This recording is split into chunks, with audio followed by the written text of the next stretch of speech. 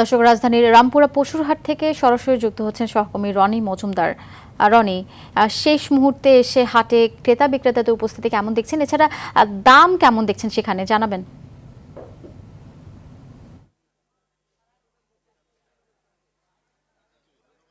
আমি এই মুহূর্তে দাঁড়িয়ে আছি রাজধানীর রামপুরা পশুরহাটে। আমি এখানে এসে যেটা দেখতে পেরেছি যে এখানে ক্রেতা সমাগম একেবারেই কম, একদমই ক্রেতা শূন্য হয়ে পড়েছে।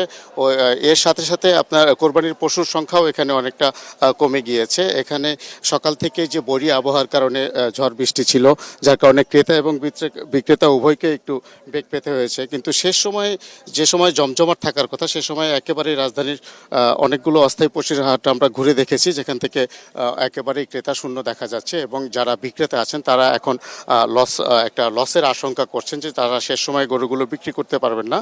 তবে বড় যে ধরনের গরুগুলো ছিল সেগুলো গত 2-1 দিনের মধ্যেই বিক্রি হয়ে গিয়েছে। আর এখন হাটে যেসব গরুগুলো আমরা লক্ষ্য করছি সেগুলো হচ্ছে ছোট এবং মাঝারি ধরনের গরু, এবং যে বিক্রেতারা এখন রয়েছে তারা খুবই লসের আশঙ্কা করছেন যে একেবারেই ক্রেতার উপস্থিতি কম দেখা যাচ্ছে। সব মিলিয়ে এই ধরনের যে গরু এবং হাটের এখন বর্তমান পরিস্থিতি দেখা যাচ্ছে যে আমরা আরও কয়েকটি হাটে যে ঘুরেছি আমরা সেখানেই দেখেছি যে সব দিক থেকেই গরু এবং উপস্থিতি কম ছিল ক্রেতাদের।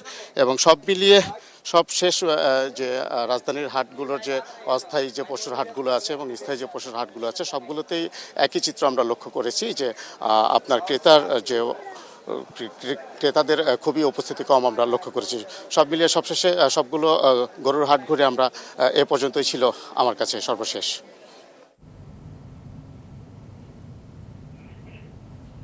ধন্যবাদ আপনাকে।